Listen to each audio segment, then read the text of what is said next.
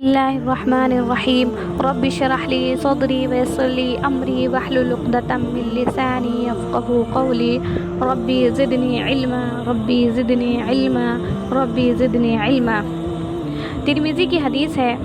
حدیث کے الفاظ یوں ہیں کہ حضرت ابو ہریرہ اور حضرت ابو سعید خدری رضی اللہ عنہ دونوں حضرات اس کی گواہی دیتے ہیں کہ ہم نے حضور صلی اللہ علیہ وسلم سے ارشاد فرماتے ہوئے سنا کہ جو جماعت اللہ کے ذکر میں مشغول ہو، فرشتے اس جماعت کو سب طرف سے گھیر لیتے ہیں اور رحمت ان کو ڈھانپ لیتی ہے اور سکینہ ان پر نازل ہوتی ہے، اور اللہ جل شانہ ان کا تذکرہ اپنی مجلس میں تفاخر کے طور پر فرماتے ہیں۔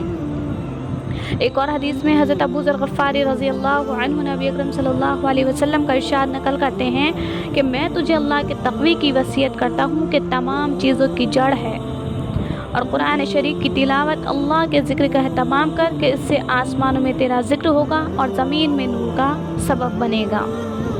اکثر اوقات چپ رہا کر کے بھلائے بغیر کوئی کلام نہ ہو، یہ بات شیطان کو دور کرتی ہے اور دین کے کاموں میں مددگار ہوتی ہے۔ زیادہ ہنسی سے بچتا رہے کہ اس سے دل مر جاتا ہے اور چہرے کا نور جاتا رہتا ہے۔ جہاد کرتے رہنا کہ میرے امت کی فقیری یہی ہے۔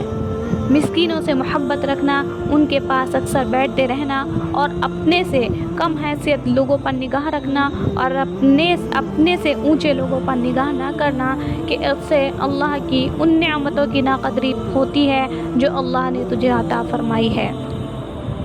قرابت والوں سے تعلقات جوڑنے کی فکر رکھنا، وہ اگر سے تجھ سے تعلقات توڑے۔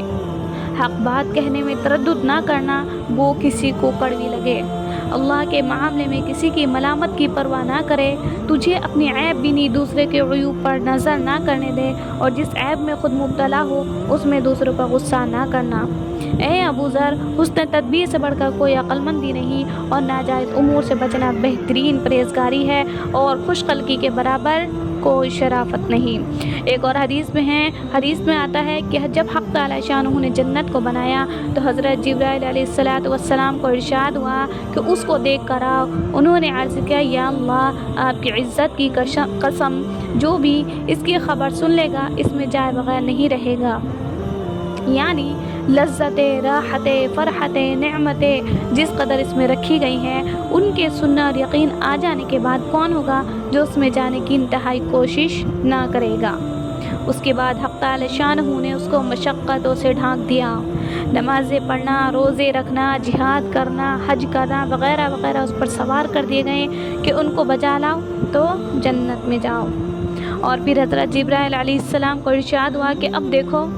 انہوں نے عرض کیا کہ اب تو یا اللہ، مجھے یہ اندیشہ ہے کہ کوئی اس میں جا ہی نہ سکے گا۔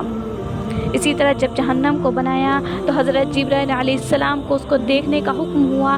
وہاں کے عذاب، وہاں کے مصائب، گندگیاں، تکلیفیں دیکھ کر انہوں نے عرض کیا کہ یا اللہ، آپ کی عزت کی قسم، جو شخص اس کے حالات سن لے گا کبھی بھی اس کے پاس نہ جائے گا۔